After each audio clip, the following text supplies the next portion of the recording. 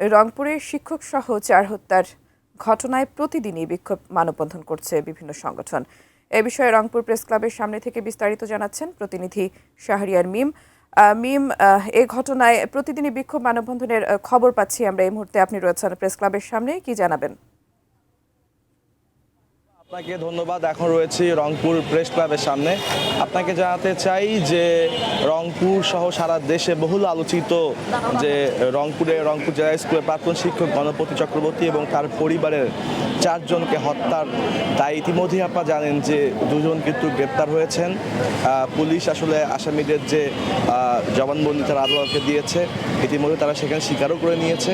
তারপরও একটা ধোঁয়াশা তৈরি হয়েছে যে আসলে এই 2 জন কি এই 4 জনকে হত্যা করেছে কিনা, এসব নিয়ে কিন্তু সাধারণ মানুষ মানতে নারাজ।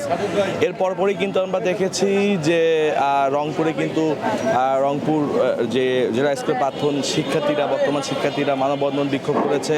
আমরা এখন দেখতে পাচ্ছি যে যে তার যে এলাকাবাসী তারাও করেছে, তার বাসার মধ্যে তার যে আনুষ্ঠানিকতা মৃত্যু পরবর্তী সেটা হয়েছে।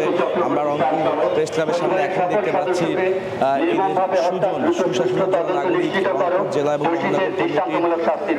সদস্যরা তারা কিন্তু এই হত্যাকাণ্ড শাস্তি চেয়েছে, তারা এই ঘটনার সাথে জড়িত, করছে। আমরা একটু এই পর্যায়ে কথা বলার চেষ্টা করি। আপনি এখন আসলে কি চাচ্ছেন? আমরা গণপতি বাবু সহ তার পরিবারের 4 জন সদস্যকে নির্মমভাবে হত্যা করা হয়েছে, যা এই স্বাধীন রাষ্ট্রে কখনোই কাম্য নয়। প্রত্যেকটি নাগরিকের স্বাধীনভাবে বসবাস করবার এবং তার জীবন ধারণ করবার অধিকার রয়েছে। আমার সাংবিধানিকভাবে নাগরিক হিসাবে তার এই দায়িত্ব, তার যে অধিকারটা, সেই অধিকারটা আমরা মনে করি যে রাষ্ট্র তার এই বেঁচে থাকার অধিকারটাকে নিশ্চিত করতে পারে নাই। এখানে আইনশৃঙ্খলা বাহিনী, তাদের কাছে আমাদের বিনম্র অনুরোধ থাকবে যে এটা কোনোভাবে যেন অন্যভাবে প্রবাহিত না হয়। সত্য উদ্ধারণ করুন, ন্যায় বিচার প্রতিষ্ঠা করুন। সারা দেশের আইনশৃঙ্খলা পরিস্থিতি নিয়ে আমরা শঙ্কিত। আমরা নাগরিক হিসাবে আমাদের জীবনে বেঁচে থাকার যে আমাদের অধিকার, নাগরিক অধিকার, সেটা বিঘ্নিত হচ্ছে। আমরা মনে করছি যে সাধারণ মানুষ কেউই আজকে নিরাপদ নয়। বাড়িতে মানুষ খুন হচ্ছে এবং রাস্তাঘাটে ছিনতাইয়ের সম্মুখীন হচ্ছে, ডাকাতি হচ্ছে, লুটপাট হচ্ছে, চাঁদাবাজি হচ্ছে। এই অবস্থা চলতে পারে না। কাজে আমরা মনে করি আমাদের বেঁচে থাকার তাগিদে সমগ্র বাংলাদেশের মানুষ ঐক্যবদ্ধভাবে এটার প্রতিবাদ করা দরকার। সেজন্য সুজন আজকে প্রতিবাদে নেমেছে। আমরা মনে করি যে ভিআইপি যারা নিজেকে ট্রিট করে তারা নিজেরা নিরাপদ আশ্রয় থাকছেন বাড়িতে পাহারা নিয়ে, আর সমগ্র বাংলাদেশের মানুষ অনিরাপদ অবস্থায় বিভিন্ন জায়গায় ঘুরে বেড়াচ্ছে। কিছু গুরুত্বপূর্ণ তথ্য দিয়ে রাখতে চাই যে এই ঘটনায় সিদ্ধার্থ এবং মুগ্ধর যে বন্ধু সীমান্তকেও গতকালকে কিন্তু পুলিশ তাকে হেফাজতে নিয়েছিল। নেওয়ার পরবর্তীতে তাকে কিন্তু আদালতে সেও জবানবন্দি দেয় এবং সিদ্ধার্থ এবং মুগ্ধ আসলে আদালতে যে জবানবন্দি দেয় সেও কিন্তু সেই কথা বলে। তবে সেখানে আসলে সীমান্তকে পরবর্তীতে সেখান থেকে কিন্তু সে আবার বাসা চলে যায়।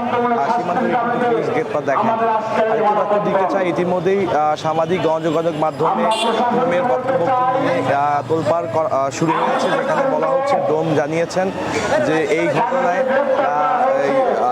চক্রবর্তীর মেয়ে এবং স্ত্রীকে ধর্ষণের আলামত পাওয়া গিয়েছে, কিন্তু অন্যদিকে ফরেন্সিক করা অর্থাৎ এই যে ময়নাতদন্ত করা যে বিশ্বাস সাহেব, চিকিৎসক বিশ্বাস, তিনি জানিয়েছেন যে এখানে কোনো ধর্ষণের ঘটনা ঘটেনি।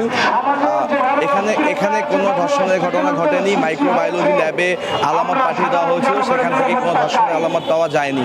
সব কিছু মিলে এই মামলাটিকে নিয়ে ধোঁয়াশা তৈরি হয়েছে। রংপুরের মানুষ অতিবিলম্বে চায় এই ঘটনার পিছনে যদি আরও কেউ জড়িত থাকে তাকেও আইনের আওতায় নিয়ে এসে দৃষ্টান্তমূলক শাস্তির তারা কিন্তু দাবি জানিয়েছে।